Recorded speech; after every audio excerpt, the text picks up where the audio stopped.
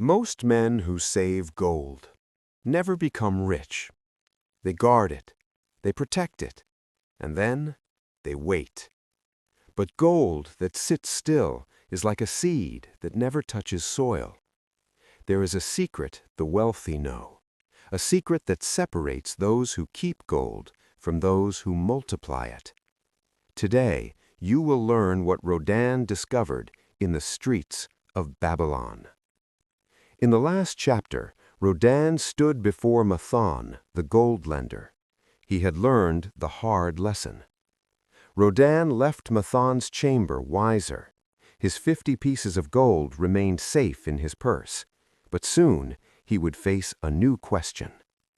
3 moons passed. Rodan kept his gold hidden beneath the stones of his workshop floor. Every night he would lift the stone, count the pieces. 50. Always 50. He smiled at first. I have not lost a single piece, he thought. But as the seasons turned, something began to gnaw at him. One evening, he watched the sun set over the walls of Babylon.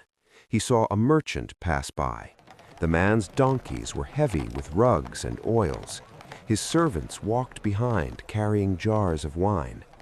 Rodan knew this merchant. 2 years ago, the man owned nothing but a small stall in the bazaar. Now he wore fine linen. Now his name was spoken with respect. Rodan looked down at his own worn tunic. He thought of his hidden gold. I protect it, but it does not grow. The next morning, Rodan rose early. He walked through the market, watching. He saw the grain merchant trading wheat for silver. He saw the brickmaker hiring laborers. He saw caravans assembling for the journey to distant lands. Everywhere, gold was moving, and everywhere it moved, it multiplied. Then Rodan saw him, an old man sitting in the shade of a date palm. His name was Algamish.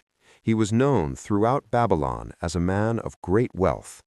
Rodan approached, his heart pounding. "Master," he said, "I have a question." Algamish looked up, his eyes sharp. "Speak." Rodan hesitated. Then he spoke the words that had been burning inside him. "I have gold. I keep it safe, but it does not grow. What am I doing wrong?" Algamish smiled. "Sit, young man." Rodan sat. "Tell me," Algamish said, "if you planted a field, would you dig up the seeds every night to count them?" Rodan frowned. "No, they must stay in the earth to grow."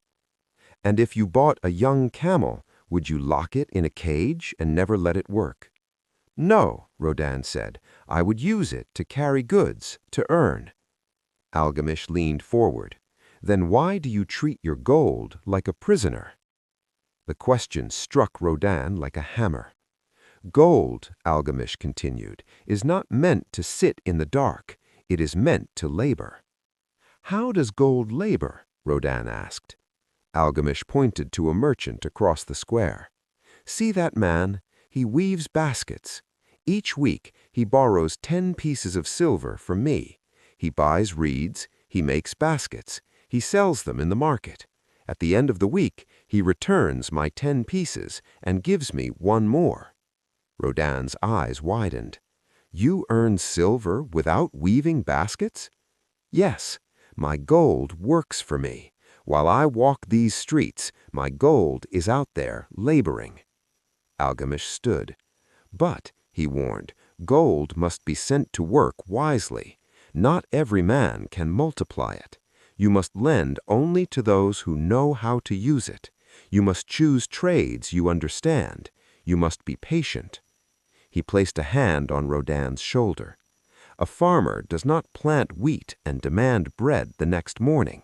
He waits, he waters, he trusts the earth. Gold is the same. If you put it to work with wise men, in trades that are sound, it will return to you, and it will bring children." "What are children?" Rodan asked. Algamish smiled. "Earnings. The gold you lend will come back with more gold, and that gold, too, can be put to work. Soon you will have gold laboring in many places, an army of golden servants working for you day and night. Rodan felt his chest tighten. For the first time he saw it. Gold was not a thing to hide. But you must be wise, Algamish repeated. Send it only where it can return. Dear viewer, you have gold, or you will. Perhaps not yet in your hand, but in your future, in your labor, in the value you will create. Ask yourself now, will you bury it? Will you let it sleep in darkness, safe and useless?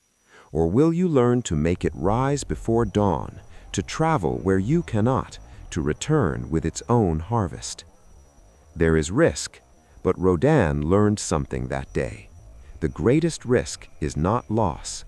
The greatest risk is doing nothing while time slips away. Rodan left Algamish that day with fire in his chest. He knew what he had to do. He would find a wise merchant, a sound trade, a place where his gold could labor and return with more. He felt for the first time like a man with a future.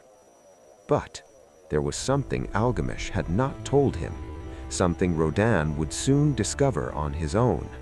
A mistake so common it has destroyed the fortunes of 1,000 men. But what Rodan learned next would test everything he believed about wealth. If you want to walk beside Rodan, if you want to uncover the ancient laws one by one, subscribe now, because the next law is the one most men ignore, and it will cost them everything.